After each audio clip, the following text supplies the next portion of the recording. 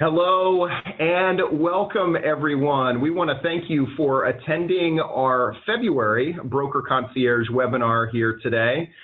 Thank you so much for taking time out of your busy schedules to sit with us. We know you've got a lot of other competing interests, but we're appreciative that you're spending some time, this little bit of time here with us on this very important subject. Hello, everyone. My name is Steve Jackson. I'm the Senior Vice President of Broker Concierge here at PrimePay. And again, we're thrilled that we're able to bring this topic to you. Now, some of you may be aware that our home base, our headquarters here for PrimePay is just outside of Philadelphia. And there is a saying in Philadelphia, actually in Philly, that we keep it real here at here in the Philadelphia market and area.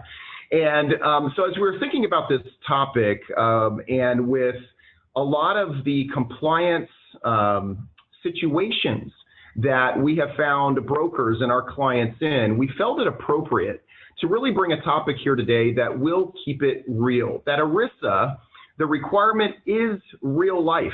That audits are real life. That compliance to this important piece of regulation is very important that all employers of any size should follow. And so today's topic is really focused on the real life aspects of ERISA and the real mistakes to avoid.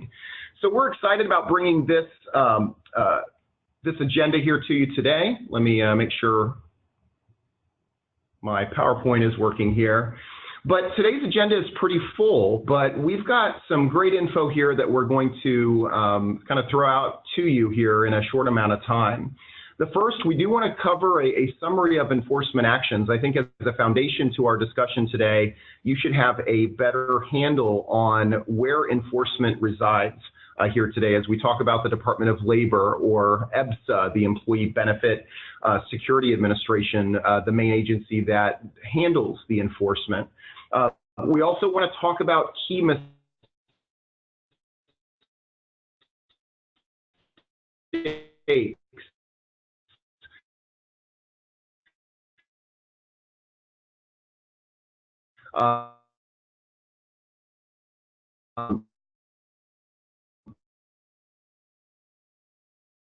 We have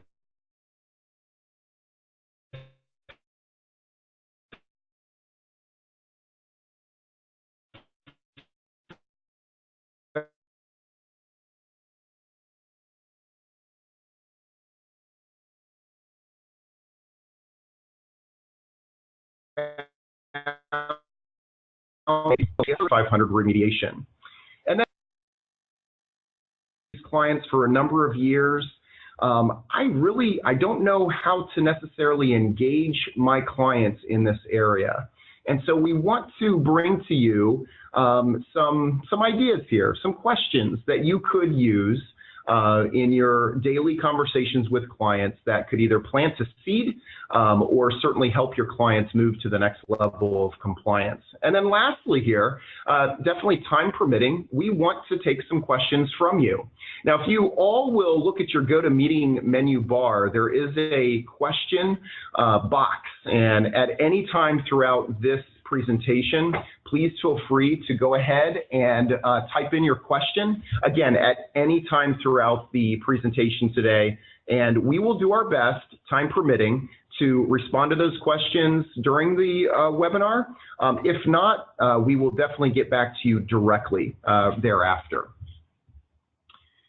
So I've introduced myself, but I also want to introduce our special guest here today. We have Ann Liebeskind, our ERISA compliance manager here at PrimePay, and I thought it to be very prudent to have someone who is actually working so closely with you as our broker partners, but also directly with clients as they are recognizing these needs, going through the practical application of figuring out, well, how do we respond to these specific challenges, and then certainly being able to deliver conclusions or recommendations on how to actually come through these issues and challenges. Ann has the experience, and I wanted to have her join us here today, and she'll be taking that deeper dive into those common mistakes but also that deeper dive into the case study here today. So Ann, welcome. Thank you, Steve. I'm glad to be here. So before we start talking about mistakes, we start talking about a specific case study of an employer and what they have gone through. I thought it important to actually talk about some of the enforcement actions that are going on right now. We recently were able to have a kind of sponsor a broker advisory board call, and a common talk about ERISA and a common talk about how smaller employers are just not that engaged, or let's say worried about being compliant fully with ERISA. And so the whole thought of, well, it's never going to happen to me, right? Not going to happen. And that whole, I'll deal with it when it comes to me, is a common thread, from these employers or even larger employers.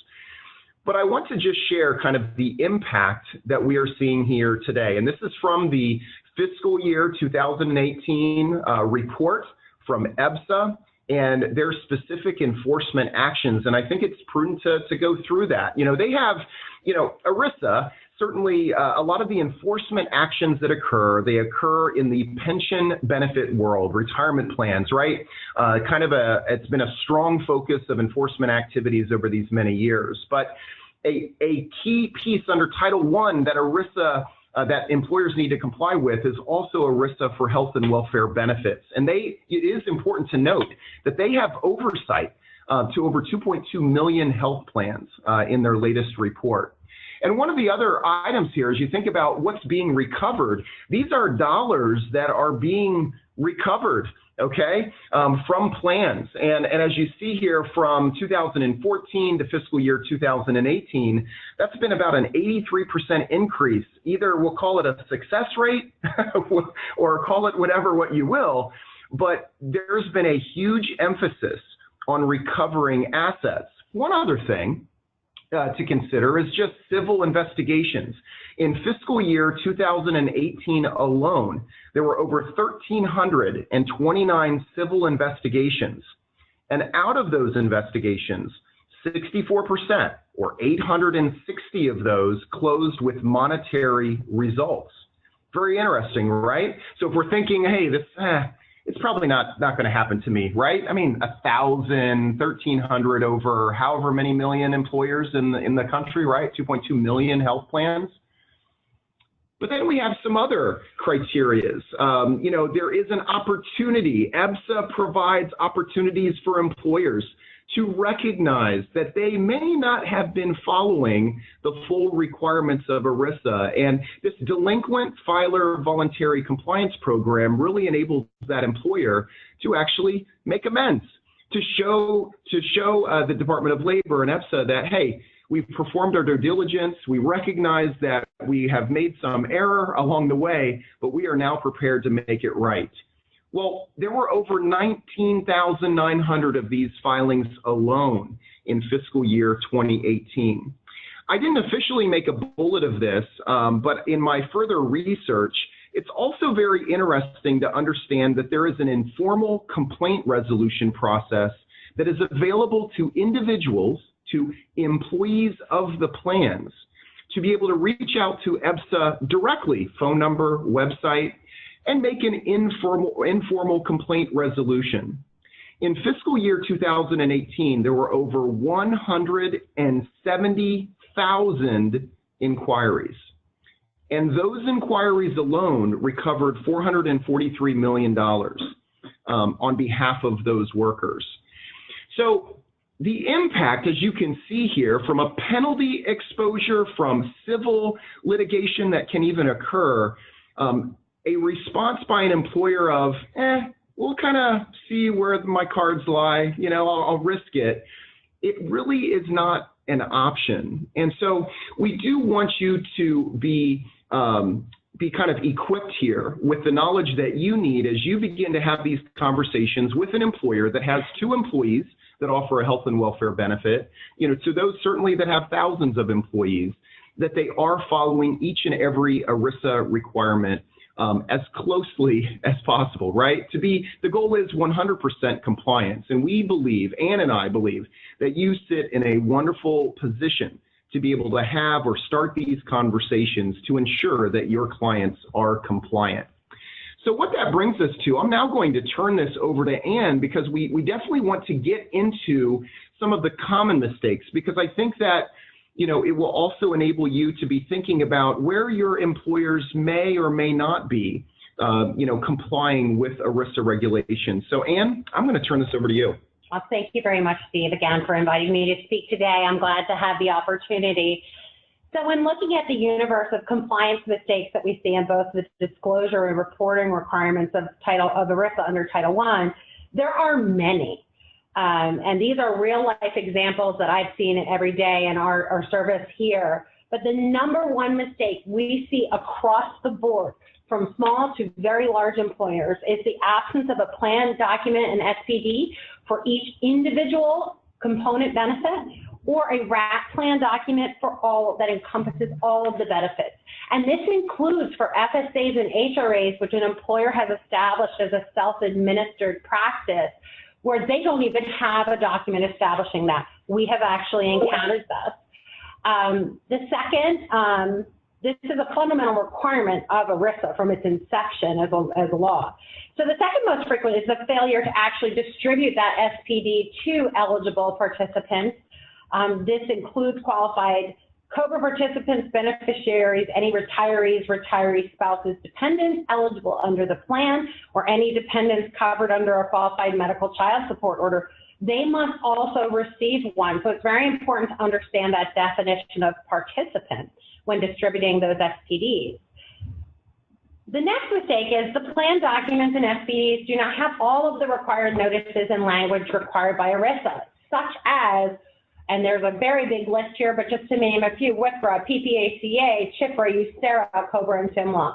The other very crucial factor that we find in documents we review is that there's no language that talks about eligibility or waiting period, claims and appeals, especially ACA measurement periods, which are an eligibility provision. The other requirements are plan administration that are very important to include funding and premiums. And then hand in hand with this top mistake is the fact that assuming that the carrier certificate is sufficient for purposes of ERISA as a plan document or SPD, and it's not. As carriers have drastically genericized their certificates and do not have specific client eligibility waiting periods and provisions, in many cases don't address funding, administration, or the required notices that I just listed above. The second, one of the last two, is that assuming that the POP document is a wrap plan. It isn't. It is a required document for tax purposes, but it does not qualify as a wrap doc. And when we go a little further along, you will see how this actually has come into play with a 5500 situation. A POP document is not a wrap plan, and nothing should be filed under that POP document as a wrap plan for 5500. And finally, as far as the disclosure or plan document requirement failures, failure to produce the documents upon request from a participant or a DOL. We're going to get to this in a little bit as far as penalties, but refusal to, or failure to provide one to a participant or a DOL can incur significant penalties, which far outweigh the cost of preparing a plan document and SPD. And I will again discuss that later. So moving to the most common 5500 filing mistakes, compliance mistakes we have. The very first one is literally not filing at all for any non-wrap plans or wrap plans that qualify and are required to file. And really key here, your plan sponsors, your clients, are the ones who are responsible for knowing that. And if they don't know that, they'll need you to help them know that.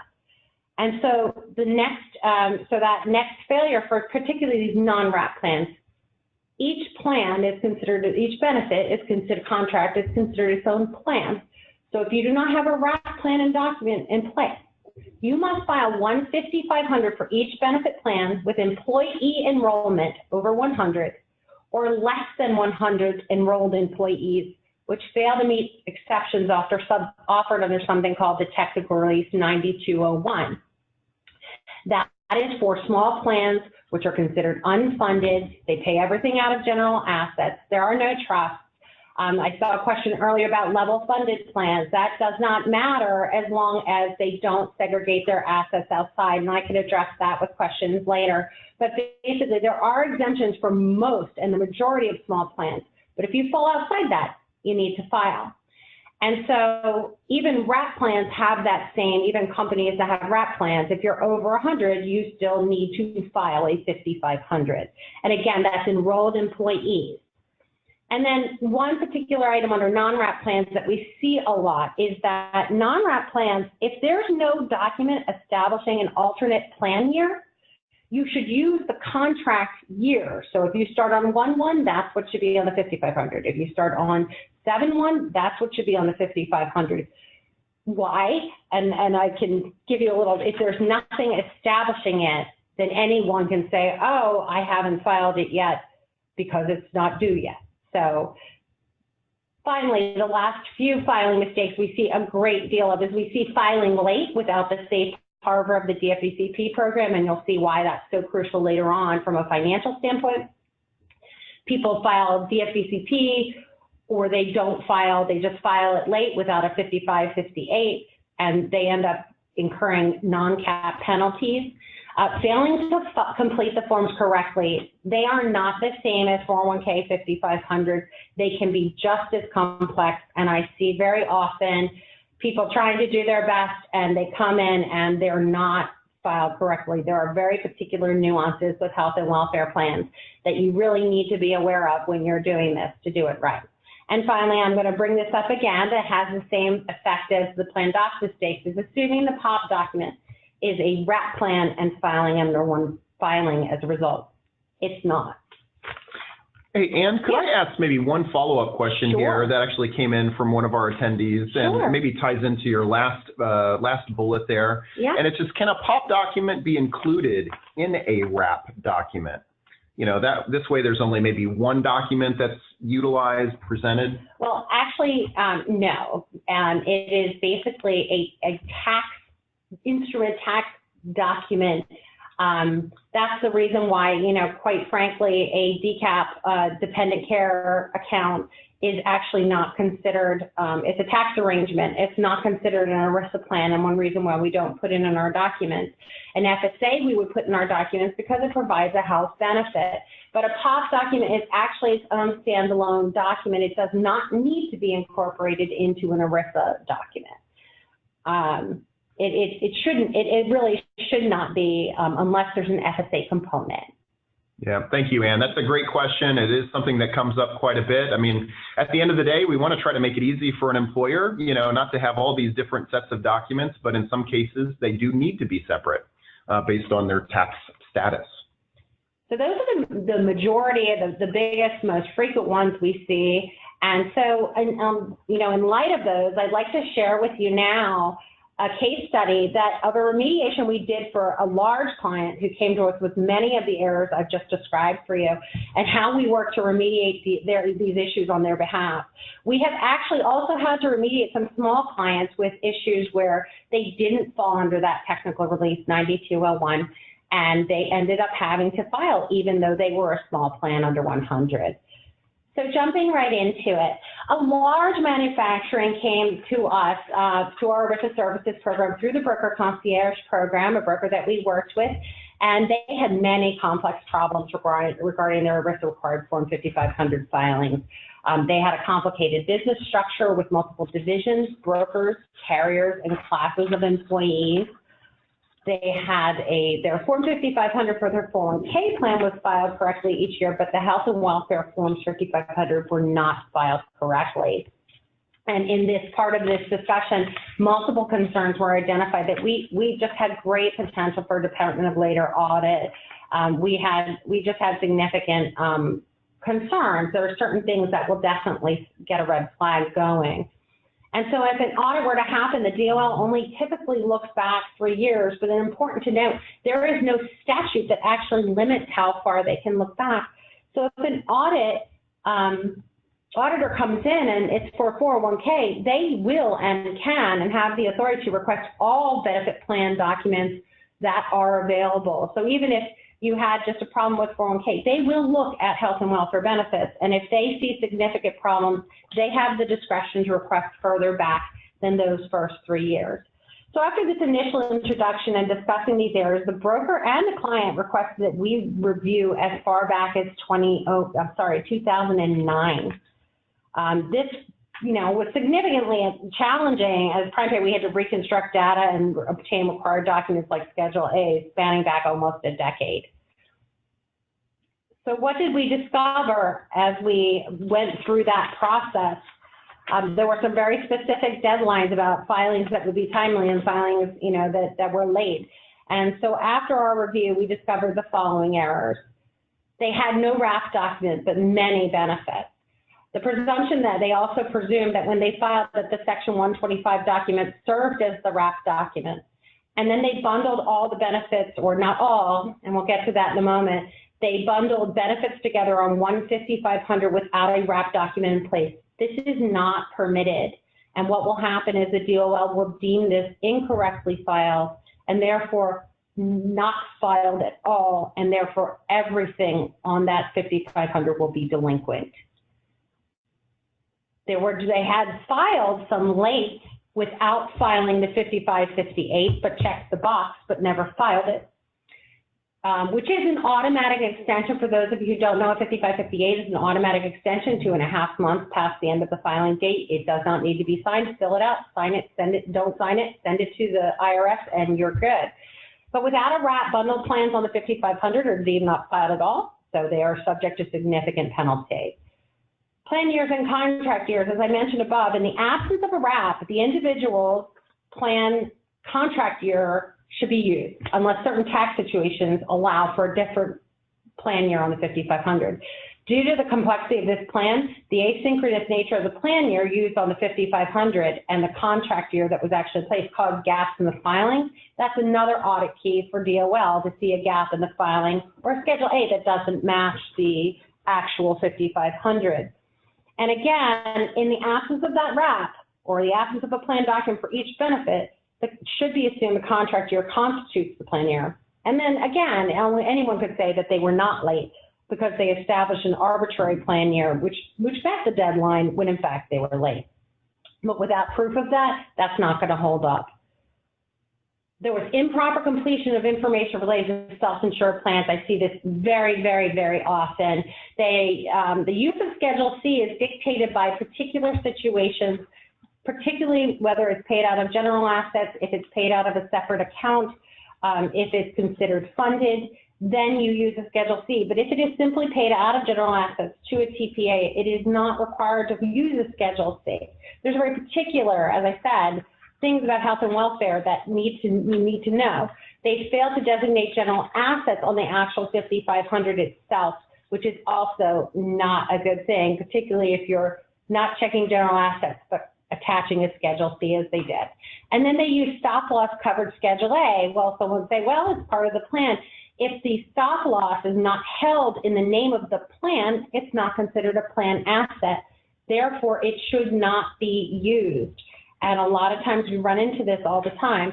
But if it's held, because if it's held in the name of the employer, it's not considered a plan asset. 95% of the stop loss plans I see are held by the employer in the name of the employer, and it's not required to attach it to the 5500.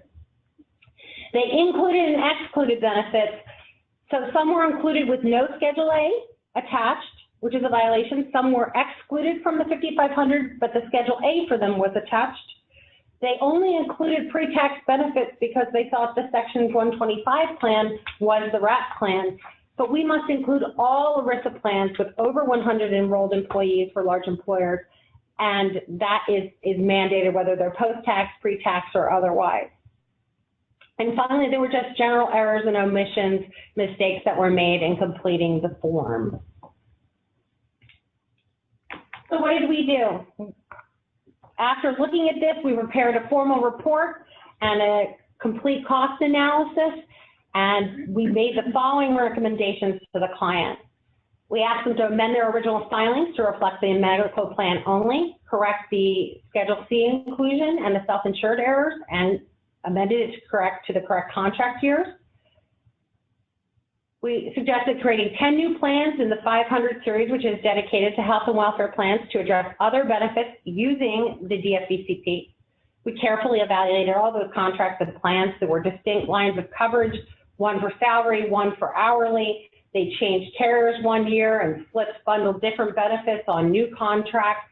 And it was very, there were plans, that we didn't know about that we finally came to light during this discovery process. We filed, and we suggested we file these under DFVCP protection, capping penalties at $4,000 per plan instead of potential maximum penalties of tens of millions of dollars. We suggested they prepare the timely filings for the last year with a short plan year and a final filing designation so that we could synchronize that with a declared RAP plan year, which I've already mentioned how important that is. And then we suggested they prepare a RAP plan document and summary plan description that unify all these plans and eliminate multiple filings, reducing future filing costs and the complexity. So what were the outcomes of that? As I mentioned earlier, there are significant penalties to appropriately file 5,500 programs, but there's relief in the form of the delinquent filer voluntary compliance program. If they have been audited or filed without the DFVCP, the potential exposure for them for one plan for 1 year is $800,000.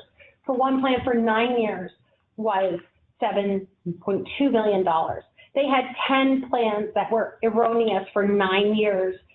That was $72 million. The penalties they paid with the DFVCP for those 10 plans 9 years was $34,000. They were willing and wanted to do the right thing and do it the right way instead of running that risk of not doing everything and potentially doing it the wrong way. So the other outcomes for that was we did a full analysis and remediation report. We prepared those 8 amendments. We ended up filing 55 DFVCP filings because there were so many disjointed contract changes and other changes and other benefits we found out about.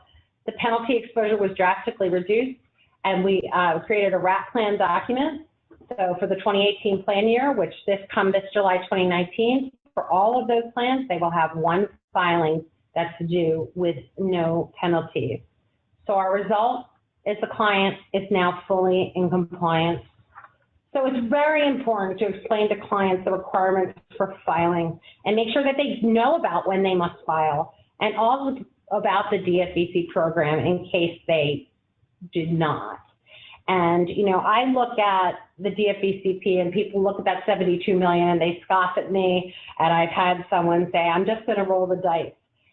This penalty, yes, it can be capped and negotiated with the DOL. It's true.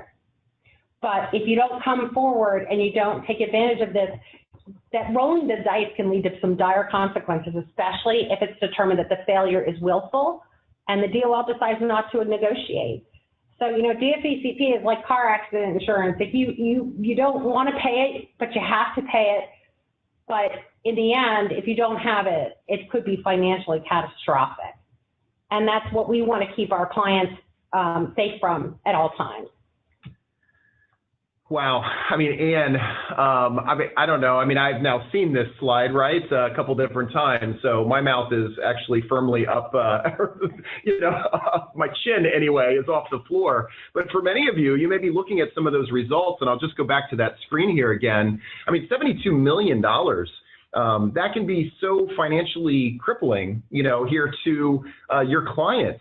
And you think about the impact that we certainly had in able to provide an analysis, provide a solid recommendation that would lower their penalties down to like 0.05% of what they actually could have paid, and again, could have been negotiated with the Department of Labor, but that what the penalties that would have been there initially, had they just kind of, rolled the dice and assumed that, something could get done. So I think it is very important. What this case study does show is that it is very important that you as a broker have conversations here with your clients in regard to this requirement. But I think for many of you, you may be sitting here going, well, I just don't know how to initiate the conversation. I've got a little bit of anxiety. My agency does. Maybe bringing this hot topic up to a client that has been with us for 5 years, and we've just never really addressed it this succinctly or granularly, with the clients. But we would say too, yes, that might certainly cause some anxiety, but not saying something. I'll tell you what, if that was your client that now has a $72 million penalty, that's not going to be good for anyone here. So it is better for you to have that conversation, to be intentional, as we say here at PrimePay, to address this here with your clients. So I want to address this first question. There are some easy ones, right? You guys have, you've probably heard all of the fun little checklists that you can have as a conversation starter with your clients. But we want to try to take some of these questions, the conversation, just a little bit deeper, okay? But the first one I'm going to handle, and that's really this ERISA 101 question, right? Do you have a wrap document? That simple question is going to either get your client to feel a little uncomfortable in their chair. Maybe they break out into a rap musically, and you're going to know right away, right? They don't know what you're talking about, but you're going to get a real sense whether they're going to go right into their documents, into their computer, and they pull something out for you, or they can't seem to find anything. And so asking that simple question, while it is a yes or no answer, really enables you to probe more deeply into what that client is recognizing as their ERISA compliant document, right? As Ann had said, many think that an insurance certificate of coverage is the right document. That's it. I got it. I'm covered. But generally, no, that's not going to be the case. So that question is an easy one. But Ann, there are a little tougher questions or more direct questions that we can make. And so, Ann, would you go over some of these other questions? Sure. And that's an absolutely crucial first question. Even if it's not a wrap document, do you have a plan document for each of your benefits? But some other questions to ask are, have you ever filed a Form 5500 for your health and welfare plans? If you're seeing a client that has 250 or 2,000 employees, that is a question that you absolutely need to ask. Do you know the criteria for the requirement to file? If they say no, I'm like, do you know the criteria? It's 100 enrolled employees in each different benefit, or those that are under 100 that don't meet those 9201 exceptions. Those are sort of, that's the second big question you need to ask. And to just touch on a question that's out there, have you ever filed, my question is, have you ever filed a Form 5500 for your health and welfare plans? Someone's question today was, so you need a separate one for your 401k and your health and welfare? Absolutely. People will say, well, I filed it, but it was for their 401k. If you don't file it for your health and welfare plan, you're out of compliance. And no, you may not put them on the same one. I got that question the other day. There's a different plan number for 401k, and health and welfare has 500 series plan numbers, so it's impossible for you to file them on the same one. So if they did say they filed a Form 5500, were they filed properly? That's a delicate question. You might want to phrase that a little differently, but as Steve says, we keep it real here in Philly. We always take a look. We always, when you get a client, we pull their DOL filings off of the website and we look at them and go with a fine-tooth comb. If they didn't have a wrap or they filed a separate plan, did you use contract years or did you just pick a plan year? If there is a wrap plan in place with your client, did that wrap document reflect all the offered plans? We see that a lot. They did one 15 years ago, but they have 6 more plans and different eligibility. It's important to know that your 5500 and your wrap document are linked. That if you filed one for the ones that are on the wrap document, but you have 6 more benefits, they need to have 6 more filings. If you didn't file, should you have? Did you meet the criteria? So if they say no, well, let's take a look. What are your enrollments at the beginning of the plan year? Very important. If your plans are self-insured with general assets indicated on the 5500, super important to do that. Did you include the stop loss Schedule A? Don't if it's not held by the plan.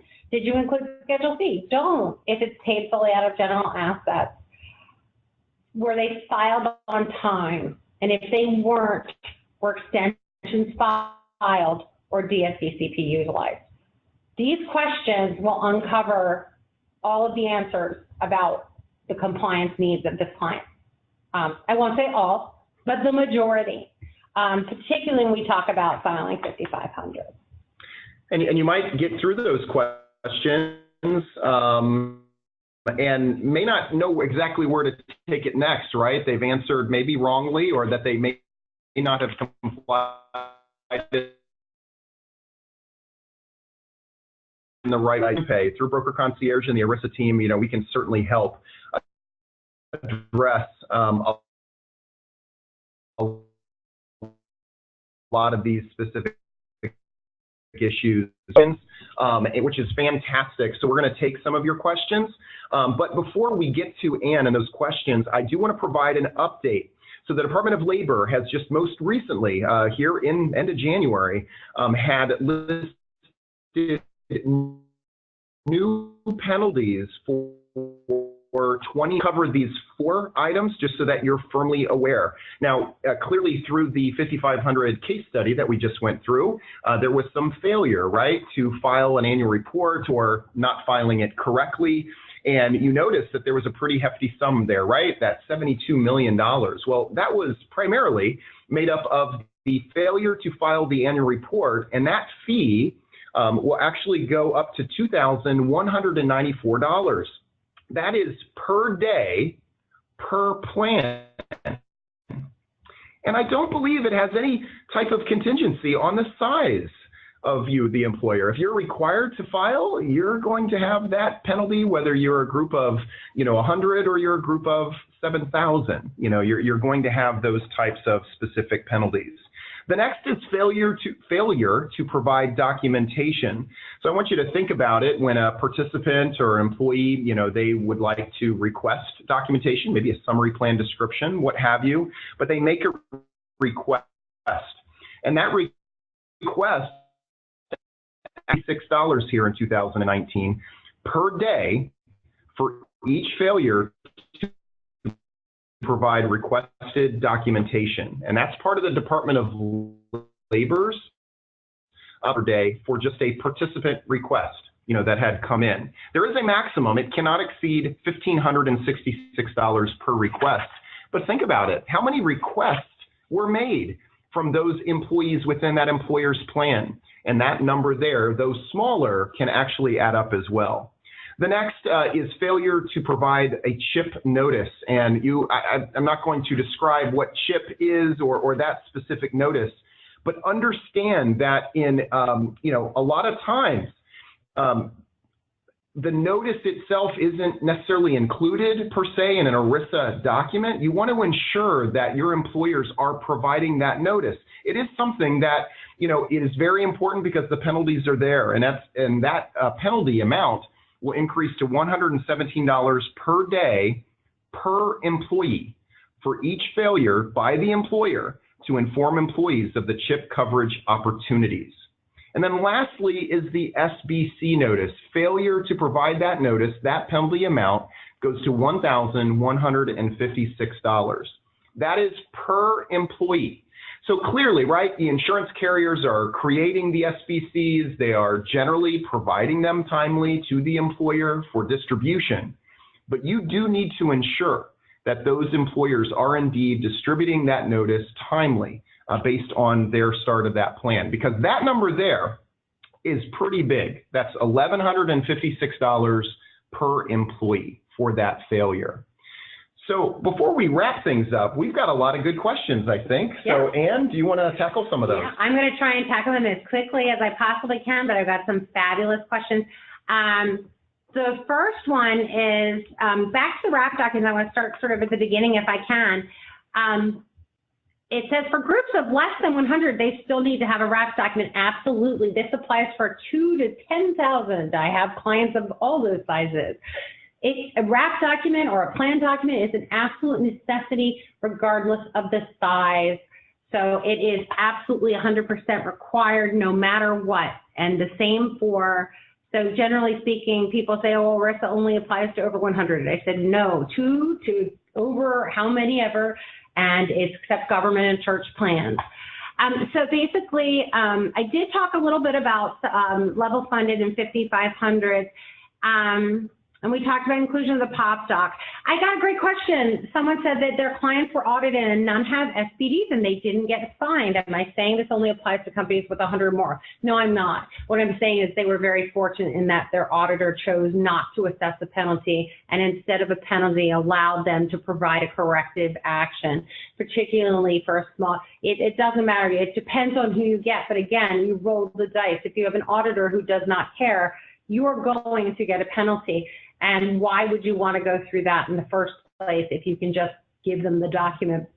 I find that shocking.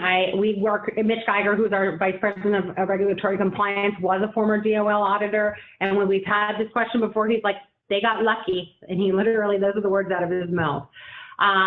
So again, we address separate 401k and healthcare.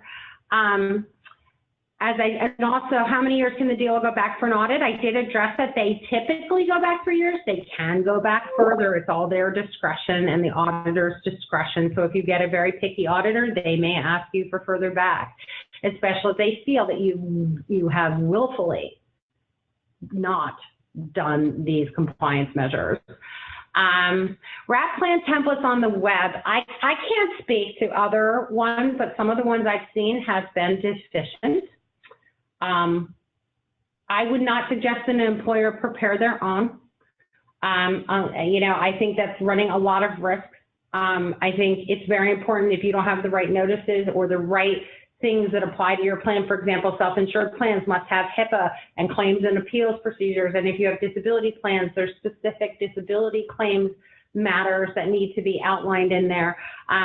I think it just depends on the quality of the template, and we try very hard here to make sure ours are ultra inclusive. So someone said broker of record on groups, there was never a RAP doc in place, best strategy to use. I would just there's no amendment and restatement if there was no RAP doc. There's nothing to amend and restate. So I would just suggest getting them to RAP docs post haste. Some interesting things. So I'm confirming someone had a question about the POP doc with into the SPD unless there's an FSA component. So you're really not incorporating the POP doc, you're incorporating the FSA portion of the cafeteria plan into the ERISA document. And so when we do our documents here, we attach all of the certificates and the FSA plan documents. So we incorporate them by reference, but we are only incorporating that part. So you're really, an FSA is an ERISA qualified benefit plan. It provides a health benefit. It should be incorporated in the RAP. Good Lord, there's so many questions. So I'm just saying, even if they correct with needed documents, will they be liable for years prior? Yes. If a participant requests it and they can't provide it or they get audited, it all depends. I think they might see that, good faith effort, you put one in place now, as long as there's no compliance issues or participant issues or loss of funds that affect those prior years, they would probably just get a corrective action or a little slap on the wrist. Let me see, voluntary coverage, one more. There are some distribution issues, but those are some pretty complex things, but where was that question? It just ran away. Voluntary coverage. Voluntary plans that are sponsored by the employer, that's a group policy held by the employer, must be included on 5,500. If it's an AFLAC where it's the employee holds the policy and pays for it 100%, they do not get included. But even if the employee pays 100%, but it's a group policy with ABC company's name on it, you must include that on the 5,500. There's some great questions about distribution. We're more than happy to follow up with you at a later time. Distribution has some very specific information about it that you should look on. DOL has a whole page on it on their website. But thank you so much for your time. You've been wonderful questions. I hope we've been of help to you. And thank you again, Steve, for inviting me today. Yeah, Anne, you've given us such great information here. Thank you so much. And actually, let me get here. So if we were unable to address your specific questions here today, we will get to you back directly, okay, with response to that, because there's many questions, but we just don't have the time here today to cover them all. What I'd like for you to do is to consider PrimePay. As you're having these conversations, we have absolutely put more investment into the solution here for you and your clients. We provide not only a detailed analysis, but a detailed report, a professional report that outlines the issues, the errors that have been made, recommendations as to where they move forward, and what those results may or may not be, depending on that overall decision. And so we have a service here at PrimePay that is just a standalone, specific service for 5500 remediation, and we'd love to help and drive that discussion and conversation with you and your clients. For follow-up here today, we have recorded the webinar today, and we will be sending you a link of that recording here after our webinar. Just expect that here over the next couple of days. We will send a follow-up. We also, for our broker concierge partners, we have exclusive content, and it is in 2 new case studies that are white papers that we are going to share with you. It will share how we handled these specific employer situations and these 5500 filing situations, the challenges that we came across, and what recommendations, and ultimately what was the result of the client's decision. So we are going to provide that to our broker concierge partners exclusively. You also will receive a copy of our deck that we used today. It's directly to our broker concierge team at the numbers on the screen, and you can certainly visit our social media aspects of broker concierge there as well. The main thing here is that you be intentional. Be intentional with these efforts. Don't wait for something to happen. Be proactive and intentional in talking and having these conversations. Sometimes they can get a little tough, but as you can see with that case study, it probably got a little tough there for a little while, but we were really able to bring a solid result that was amenable to all parties. And that's the important thing. And they had full compliance going forward. So we wish you the best of luck out there. We will have our next webinar here coming up in February. We hope you can join us. Look for information here in our next invite that will give you details, and we hope you can join us. So have a great day, and be safe out there. Take care.